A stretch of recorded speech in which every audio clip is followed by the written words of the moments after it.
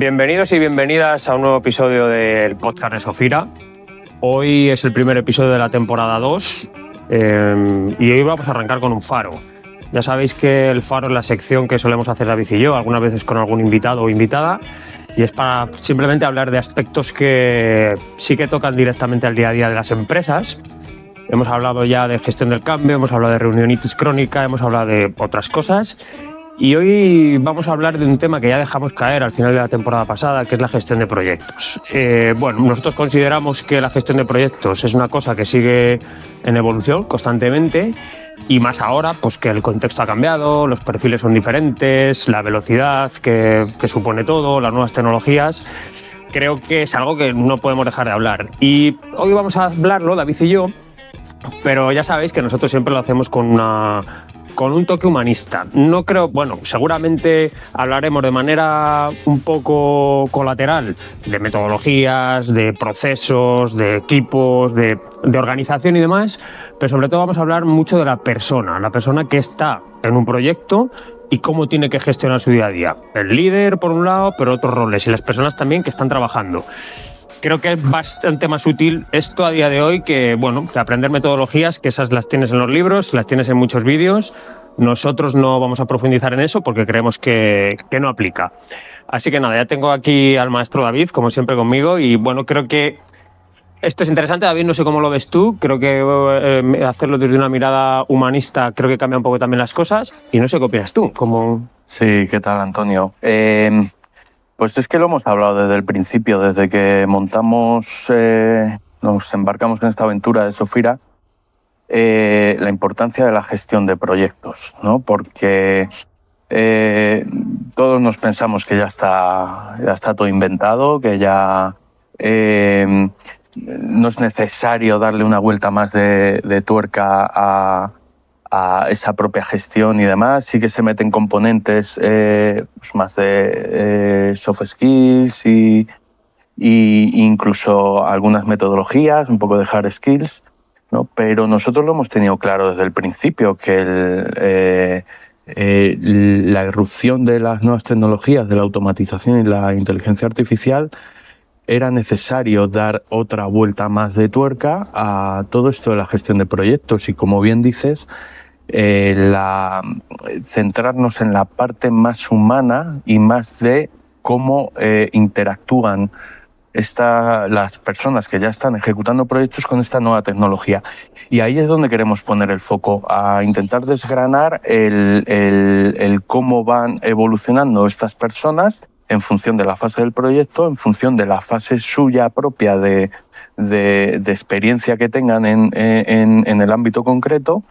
Y bueno, pues básicamente trabajar esas habilidades que son necesarias para entender cómo adaptarse a todo esto nuevo que llega. Creo que, bueno, por empezar ya en harina, pero una cosa que has dicho tú, la palabra evolución. Al final yo tengo la sensación de que siempre, no sé si tú, yo creo que también, pero vamos, siempre que se habla de gestión de proyectos, eso solamente es la persona que lo lidera, ¿no? O que lo gestiona. Uh-huh. Y normalmente se ha asociado la gestión de proyectos con hacer seguimiento y hacer que una cosa salga, ¿no? Un proyecto, una iniciativa, lo que sea. A resultados. Sí. Claro, resultado, método, pero siempre como centrado en el líder, ¿no? Es como sí, el responsable de todo.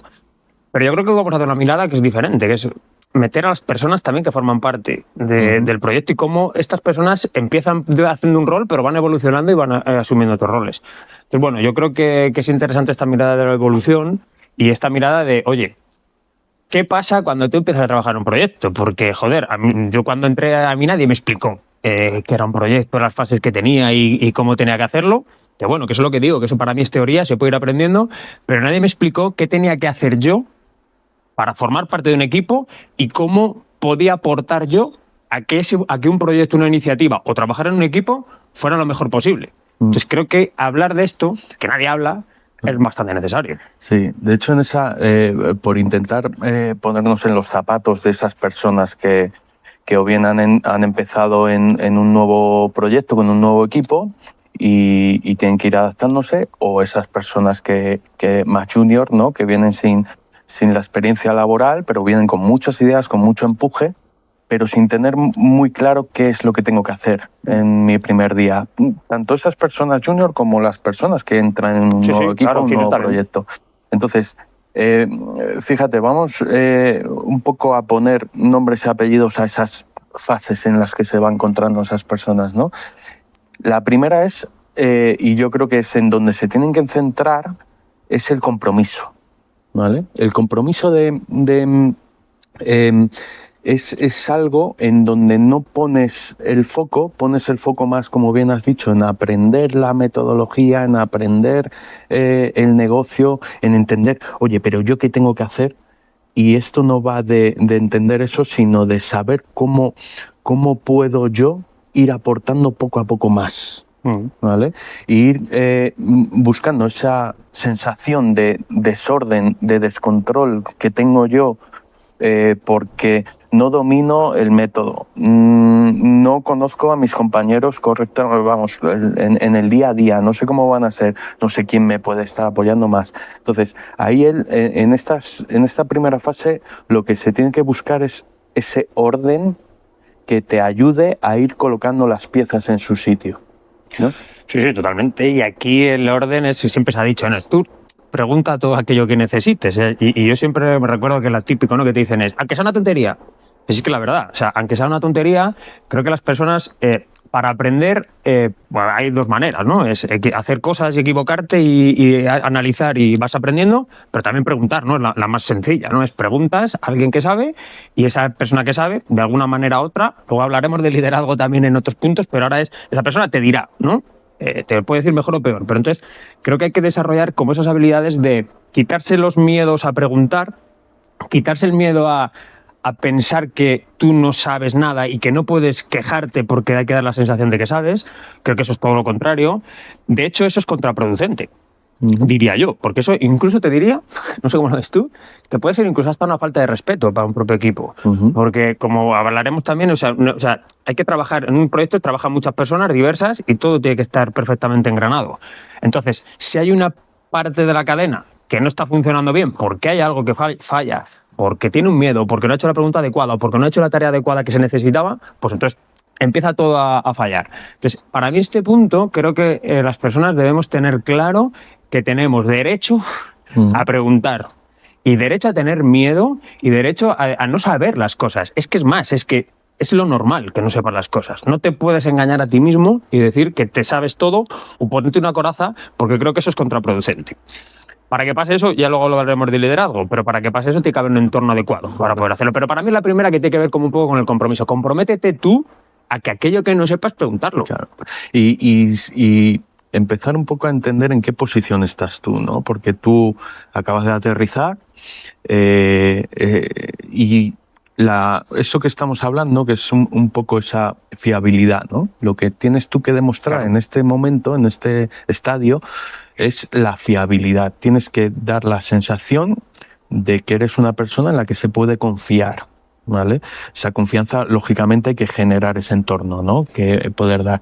Pero ahí, un poco si nos ponemos en la piel de estas personas, si yo me pongo en esa piel, lo que tengo que hacer es estar calmado, estar observando. Creo que es un momento de observación, sí, más que de demostrar, ¿no? Porque si tú llegas a un equipo, y puede que no seas junior y que tengas experiencia, pero llegas a un equipo y ya de primeras intentas tú destacar sobre los demás, intentar decir todo lo que sabes, demostrar todo lo que sabes desde el día 1, eso es una equivocación y eso lo hemos visto muchas veces, gente que nos ha venido con experiencia, es que esto está mal hecho. Esto habría que... Dice, espérate, que no sabes el contexto de por qué estamos en esta situación, por qué hemos aplicado esta metodología de trabajo, porque lo mismo nos tenemos que alinear con los clientes o nos tenemos que alinear con otros equipos y tú no lo dominas. Entonces, creo que en este primer estadio, que es en donde tienes que demostrar ese compromiso, ¿vale? Es un momento de observación. Estate observando, estate viendo, replica los comportamientos correctos que veas y identifica, si crees conveniente, algún punto de mejora, ¿vale? Pero siempre desde la observación y siempre desde haber cogido tú el contexto de la situación. Vamos, es que no puedo estar más de acuerdo con eso. El problema yo creo que al final esto está bien y yo creo que todo el mundo al final intenta como hacer ese ejercicio, pero bueno, ahí también hay partes de confianza, partes de miedos que tiene y todo el mundo, como digo, tiene derecho a tenerlos y no todo el mundo tiene que ser perfecto, pero que en el largo plazo, esto es como siempre, que cuando tú miras en el corto plazo, pues probablemente la sensación es que tú tienes que aportar ya y que tienes que estar haciendo cosas. Pero un buen líder de un proyecto o un buen director de un área o un buen responsable de una empresa, lo que quiere es resultados a largo plazo. Aunque te exija a corto, pero lo que quieres es ver resultados a largo plazo. Claro. Y cuando tú, desde que estás empezando a estar en un equipo, siendo junior, ahora hablo del junior, ahora si quieres más hablamos del senior, siendo junior y empiezas a formar parte de un equipo que tiene que hacer un proyecto, si empiezas a tener esta mentalidad de a largo plazo, creo que es mucho más útil y probablemente va a ser mucho mejor para ese equipo, pero para ti de manera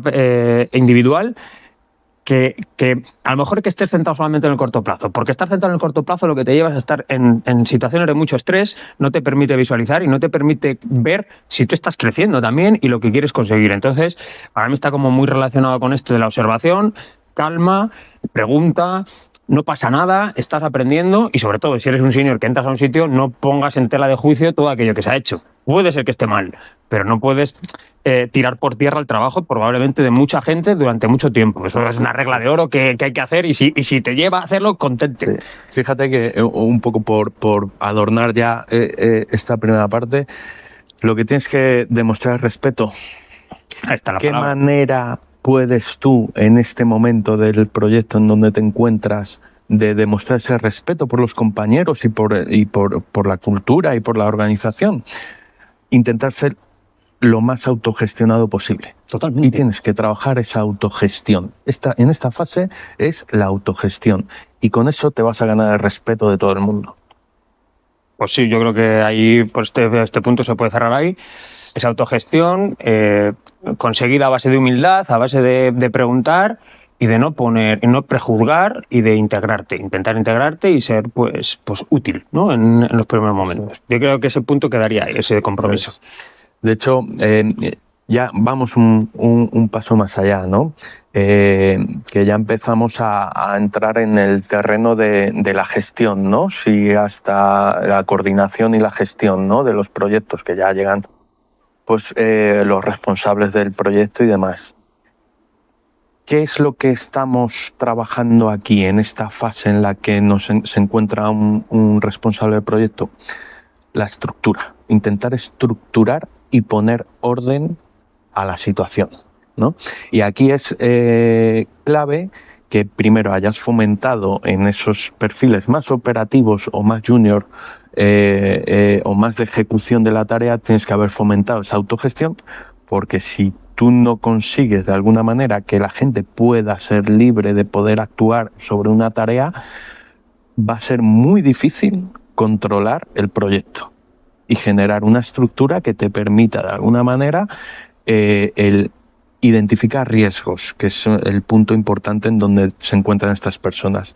Que fíjate que no es tanto el hacer y el llegar a tiempo a la tarea, sino el empezar a identificar lo que te van a exigir es identificar cuanto antes posibles riesgos que pueda haber, ¿no? Y ahí es donde necesitamos que estas personas, estos jefes de proyecto, pongan el foco, cuando hasta ahora quizás ha sido más el llevar el control del Excel, del project al milímetro, o incluso en metodologías Agile los sprint y que se haga lo que se tiene que hacer, ¿no? No sé cómo ves tú esta parte del responsable. Sí, a ver, yo coincido en esto que dices tú, pero bueno, para mí también aquí es importante las personas que forman parte del equipo. Y está relacionado con esto que decía yo del largo plazo. Cuando tú empiezas en un equipo a trabajar, y da igual, al final en cualquier tipo de empresa, lo normal, lo más normal, salvo excepciones, es que tú evoluciones y vayas creciendo. Y que poco a poco, con tu trabajo, con tu experiencia y con, pues digamos, con el tiempo, con las condiciones que se van sucediendo en los proyectos, tú vayas creciendo y vayas asumiendo más responsabilidades. Entonces, por eso la mirada a largo plazo de saber que cuando tú entras a trabajar en un sitio, en algún momento del tiempo te va a tocar gestionar. Entonces, desde ese momento empatizar a saber que tú en algún momento serás un jefe de equipo, un gestor. Y tienes que ser un gestor como esto que tú defines. Alguien que da un alineamiento, ¿no?, al equipo. Su función es dar un alineamiento de saber un poco por dónde tenemos que ir, cuáles son los objetivos. Tienes que dar calma, ¿no?, cuando toca, como gestor de equipo, pero también creo que el equipo tiene mucha de responsabilidad ahí. Hay veces que tú, que como gestor de equipo o como responsable, tú tienes la capacidad de dar calma porque tienes cierta experiencia. Pero hay ciertas personas del equipo que por la inexperiencia o por miedo o por falta de información empiezan a generar mucho ruido. Y no es porque quieran hacerlo, sino es porque la incertidumbre pues, te come y empiezas a generar mucho ruido. Entonces eso se tambalea. Entonces creo que esto es una función de todos, fomentada claramente por el gestor de equipo, pero también tiene que ser ejecutada, entre comillas, por el propio equipo. Entonces todo el mundo tiene que entender esto, que cuando tú estás en un proyecto, los planes, pues bueno, están ahí, pero los planes normalmente fallan y tú pues, no puedes planificar todo. Es más, y relacionando con lo que toca ahora, planificar a día de hoy, como tú y yo cuando empezamos, que yo recuerdo incluso planificaciones a año, incluso a año y medio y a 2 años, de cómo había que ejecutar un proyecto, mega Excel, aquí, con planificaciones de tareas, empieza esta, termina esta, aquí hay una... Claro. Esta tardó tantas horas, incluso bajar a nivel de horas. Tremendo. Qué locura hacíamos. Tremendo, que eso es lo que hay que seguir haciendo eso, porque eso es lo que te permite también identificar esos riesgos que tú dices, de esto no cuadra, pues aquí falta tal, o aquí hay que meter más recursos aquí. Bueno, este te permite hacer eso, el plan. Pero claro, un plan a un año, pues la probabilidad de que falles es del 100%, incluso te diría que un plan a un mes también la probabilidad es que falle del 100%, pero a día de hoy los proyectos han cambiado. Y a los proyectos, la velocidad es, ya no hay proyectos. Puede haber visiones o estrategias a 3 años, pero proyectos a 3 años ya no hay. Un proyecto con un inicio y con un fin a 3 años es imposible a día de hoy. Diría que los proyectos han bajado a meses. Incluso seguramente habrá proyectos que van a semanas. Entonces, claro, eso cambia totalmente. Entonces, aquí, en la gestión del equipo, cambia también en ese aspecto. Yo lo llevo a la calma, porque ahora mismo es muy fácil caer en la tentación de que hay que hacer, porque hay mucha tecnología, porque te permite ir mucho más rápido, pero creo que ahora hay que ir al calmar y al pensar más. Lo hemos hablado muchas veces. No hay que estar todo el rato haciendo, hay que pasar muchos tiempos pensando. Y eso, a día de hoy, es muy difícil de hacer, porque como los equipos han estado acostumbrados a hacer, ahora cuando tienes que parar y quizá plantear algún pensamiento y planteamientos un poco más complejos, porque la tecnología te permite hacer lo más técnico, pues claro, ahí es cuando yo creo que empieza a hacer agua. Entonces, para mí, por cerrar esto, es el gestor del equipo o esa persona tiene que dar ese entorno en el que se pueda hacer esto. Sí. Pero añado eso que te decía, es cuidado, el equipo tiene responsabilidad ahí también, en el cómo hacer esas paradas y ser responsable de que tú también tienes que contribuir. Sí, y hacer responsable al equipo, ese gestor tiene que hacer responsable. Pero fíjate que así un poco intentando poner una palabra a esta fase, en donde se tiene que poner realmente el foco es en generar un sistema en el que precisamente el equipo y el responsable estén tranquilos de saber que en cualquier persona del equipo puede echar una mano.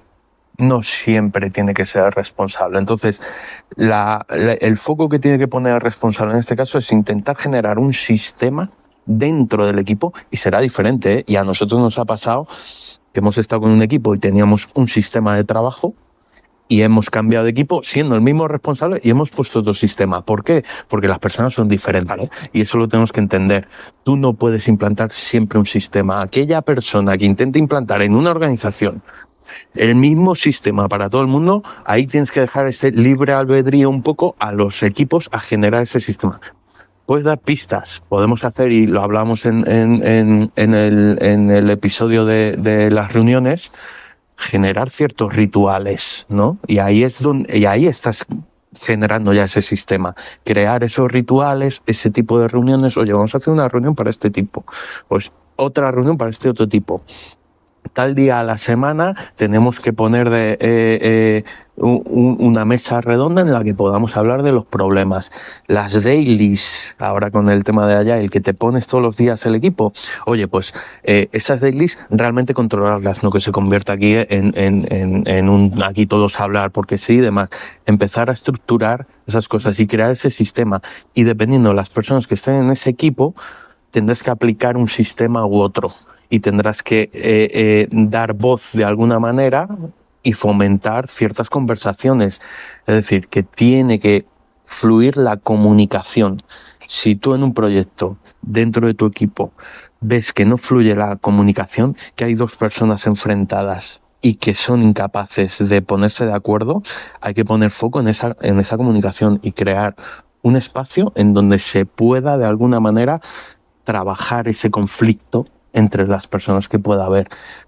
Pero ¿cómo lo hacíamos hasta ahora? Pues oye, te venían y se quejaban al jefe, ¿no? Al responsable o a la jefa.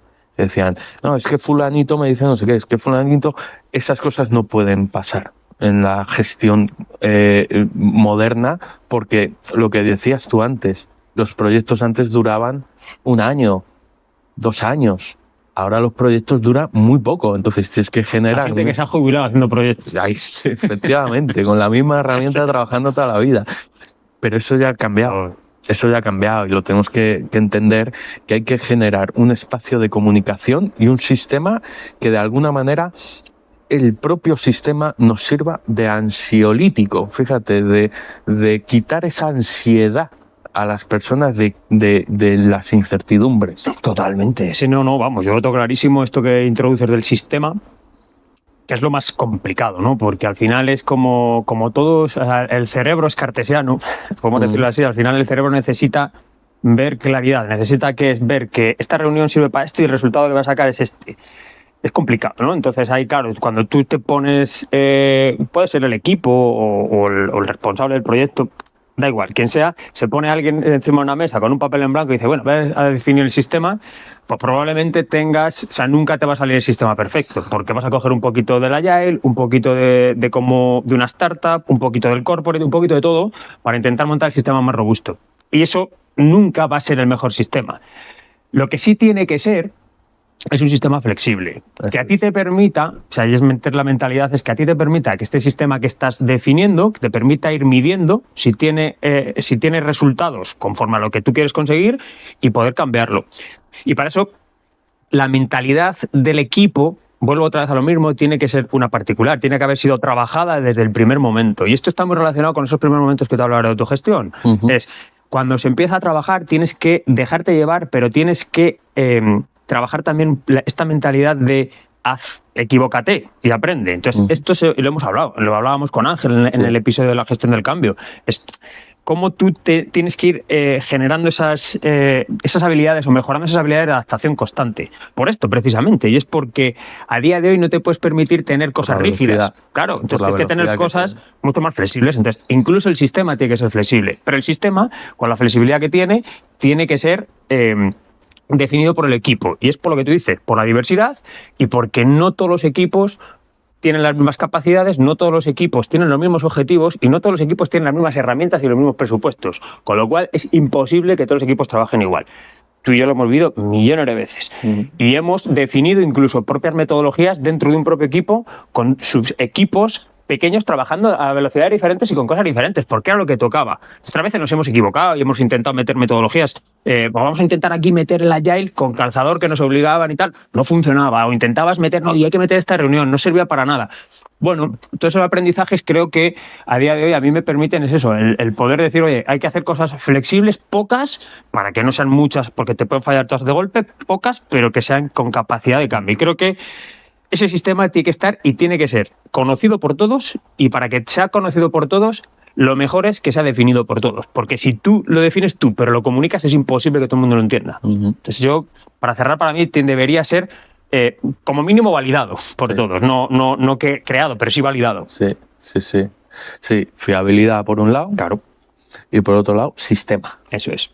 Generar un sistema y que todo esté alineado, tanto esa fiabilidad que te lleve a la autogestión y por lo tanto al respeto y a la confianza, y por otro lado el sistema que te ayude con esas comunicaciones entre equipos y a identificar lo antes posible posibles riesgos. Eso es. ¿Vale? Entonces, bueno, yo creo que con esto sí, dejamos muchas reflexiones, pero claro, el tener, como dice aquel, ¿no? El tener la casa ordenada no te quita de que venga una tormenta y te la lleve por delante. te la lleve por delante y tu jardín te lo destruya, etc. Entonces, aquí entra ya en el siguiente episodio, hablaremos un poco más en oye, cómo navegar, ¿no?, en la gestión de proyectos y cómo adaptarnos a esos cambios que puedan venir. Así que, pues nada, Antonio, chicas, chicos, lo dejamos aquí. Espero que os haya gustado y nos vemos en el siguiente episodio. Venga, chao.